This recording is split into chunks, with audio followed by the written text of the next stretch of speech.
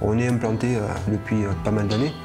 Ma mère a hérité de l'exploitation familiale et elle a toujours travaillé avec la cope de Pau.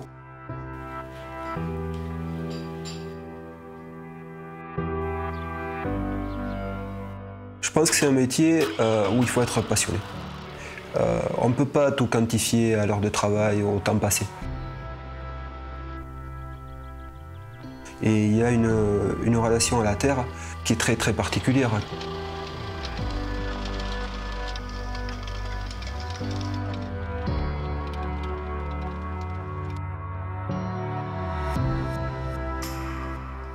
Un agriculteur qui travaille dans un schéma coopératif, il rentre dans une grande famille. Quand ça va mal, la famille se retrouve toujours. La coopérative, c'est un gros paquebot. L'idée, c'est que le paquebot, il amène le maximum de monde le plus loin possible. On doit être en phase avec ce monde qui bouge. Il ne faut pas perdre notre ADN. Hein. On est quand même de quelque part, on est d'ici.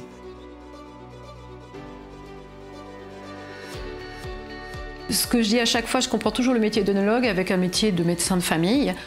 En tant qu'œnologue conseil, on ne doit pas faire un vin pour soi, on fait un vin pour le viticulteur et pour que lui puisse le commercialiser d'une manière facile. Il faut justement être à la pointe, entre guillemets, de la recherche, de l'innovation. Et c'est ce que nous demande aussi le viticulteur. Chez Stalaven, ce qu'il faut savoir, c'est que si l'outil est industriel, le savoir-faire, la méthode est artisanale. On garantit un produit frais, donc on est obligé de presque fabriquer au dernier moment. Et ça demande une certaine organisation, une certaine réactivité. Ça, c'est une des forces de Stalaven aujourd'hui, c'est de pouvoir livrer partout en France, tous les jours. Aujourd'hui, on a vraiment une vraie relation privilégiée avec nos clients bouchers charcutiers. Ils savent de quoi ils parlent, on ne peut pas les leurrer. Et c'est vraiment sur ce plan-là qualitatif qu'on a gagné la partie. Produire une variété qui répond mieux aux contraintes climatiques, parasitaires, c'est produire une variété qui va être plus bénéficiaire pour le producteur. Ce qui m'intéresse, c'est de savoir comment les plantes se comportent, ce que les agriculteurs souhaitent que l'on développe. On recherche des plantes qui ont besoin de moins d'intrants, moins d'apport azoté, moins d'apport en eau, donc des plantes plus résistantes à la sécheresse et des plantes qui vont être naturellement résistantes aux maladies.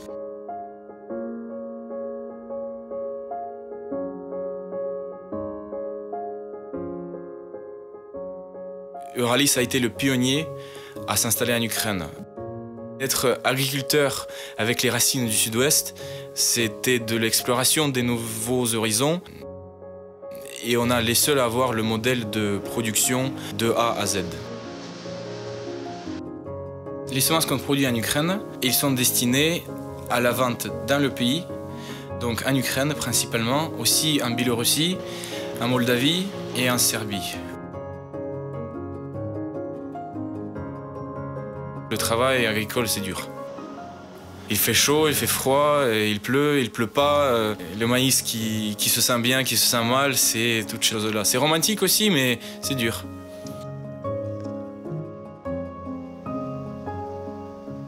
Nous sommes producteurs de foie gras. On a l'image d'une maison sérieuse, on a l'image d'une maison de producteurs et on veut le rester. J'ai la chance d'avoir à disposition des produits de qualité, des produits d'exception. Mon travail consiste à les faire découvrir à des chefs cuisiniers, cuisinières, leur faire goûter et in fine de leur vendre ce produit.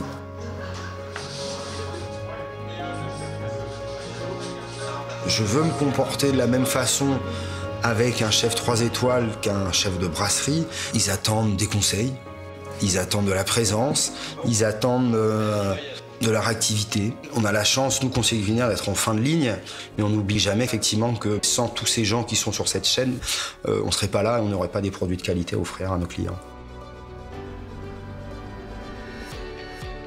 Je pense qu'une relation de confiance, ça se construit petit à petit et ça se prouve.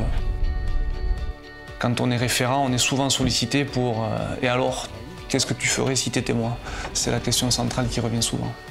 Aujourd'hui, le changement marquant dans une exploitation agricole, c'est que de travailler beaucoup ne suffit plus.